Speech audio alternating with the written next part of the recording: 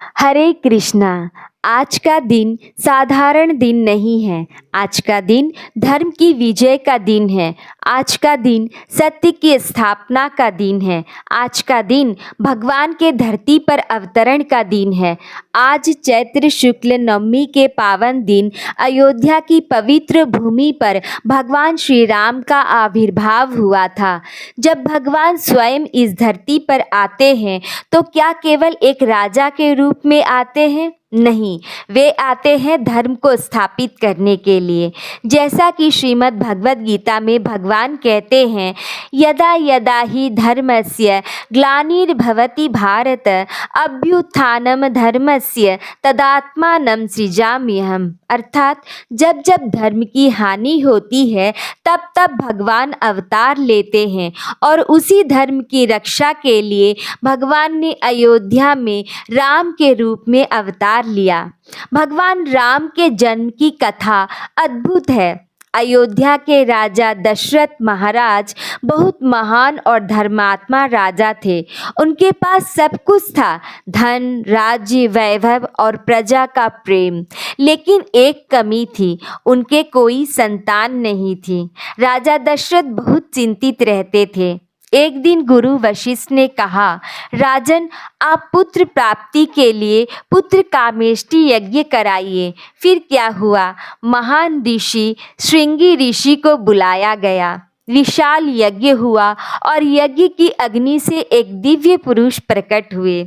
उनके हाथ में खीर से भरा हुआ पात्र था। उन्होंने कहा, राजन, यह दिव्य प्रसाद अपनी रानियों को दीजिए। दशरथ जी ने वह खीर कौशल्या, कैकेयी और सुमित्रा को दी और समय आने पर चैत्र शुक्ल नवमी के दिन दोपहर के समय भगवान स्वयं राम के रूप में प्रकट हुए। जब राम का जन्म हुआ, पूरी अयोध्या में उत्सव छा गया। घंटे बजने लगे, शंख बजने लगे, देवता आकाश से पुष्प बरसाने लगे। वह दृश्य इतना अद्भुत था कि स्वयं देवता भी दर्शन करने आए। भगवान राम बचपन से ही अद्भुत थे। वे केवल राजा के ही पुत्र नहीं थे, वे मर्यादा पुरुषोत्तम थे। उन्होंने हमेशा माता पिता की आज्ञा मानी, गुरु का सम्मान किया, प्रजा से प्रेम किया। यही कारण है कि आज भी पूरी दुनिया उन्हें आदर्श पुत्र, आदर्श भाई, आदर्श पति और आदर्श राजा मानती है। एक दिन ऋषि विश्वामित्र अयोध्या आए। उन्होंने राजा दशरथ से कहा, राजन, मेरे यज्ञ को राक्षस नष्ट कर देते हैं। मुझे राम और लक्ष्मण चाहिए। राजा दशरथ घबरा गए। उन्होंने कहा, राम तो अभी छोटे हैं। लेकिन गुरु वशिष्ठ ने कहा, राजन, राम कोई साधारण बालक नहीं है। और फिर राम और लक्ष्मण विश्वामित्र के साथ जंगल गए। वहीं उन्होंने ताड़का का वध किया, मारीच को भगाया और यज्ञ की रक्षा की। इसके बाद राम और लक्ष्मण मिथिला पहुँचे। वहाँ राजा जनक ने सीता के स्वयंवर का आयोजन किया था। शर्त क्या थी? भगवान शिव का विशाल धनुष उठाना और चढ़ाना।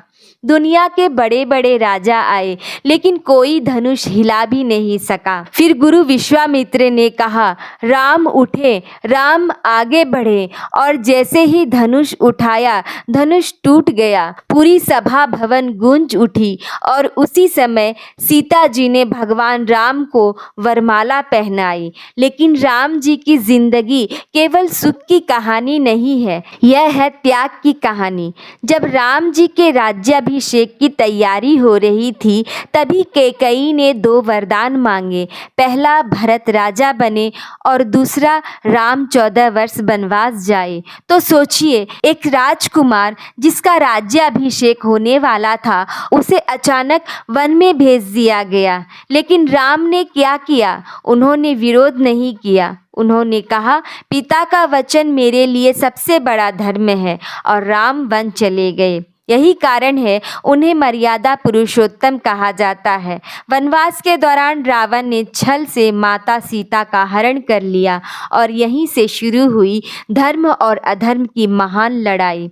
भगवान राम जी ने हनुमान जी, सुग्रीव, जामवंत और पूरी वानर सेना के साथ लंका पर चढ़ाई की। अगर राम कथा हो और हनुमान जी का नाम न आए तो कथा अधूरी है। हनुमान जी ने समुद्र लांघा, लंका जलाई, सीता माता का संदेश लाए। उनकी भक्ति इतनी महान थी कि राम ने स्वयं कहा, हनुमान मैं तुम्हारा ऋण कभी नहीं चुका सकता। अंत में लंका में राम और रावण का युद्ध हुआ। रावण बहुत शक्तिशाली था, लेकिन जब धर्म और अधर्म की लड़ाई होती है तो जीत हमेशा धर्म की होती है। राम ने रावण का वध किया और धर्म की स्थापना की। जब राम अयोध्या लौटे तो वहाँ राम राज्य की स्थापना हुई। राम राज्य कैसा था? जहाँ कोई दुखी नहीं था, कोई भूखा नहीं था, कोई अन्याय नहीं था। हर जगह सत्य, धर्म और प्रेम था। रामनवमी केवल एक त्योहार नहीं है, यह हमें 3 संदेश देती है। सत्य का पालन करो, माता पिता का सम्मान करो, धर्म के मार्ग पर चलो। अगर हम अपने जीवन में राम के आदर्श को अपनाएं तो हमारा जीवन भी सुखी और सफल हो जाएगा। तो आइए हम सब मिलकर रामनवमी के इस पावन पर्व पर भगवान राम को हम अपने जीवन में जगह दें, उनके नाम को जपें और उनके आदर्श को अपनाएं। आप सभी को रामनवमी के पावन पर्व की हार्दिक शुभकामनाएं। धन्यवाद। हरे कृष्णा।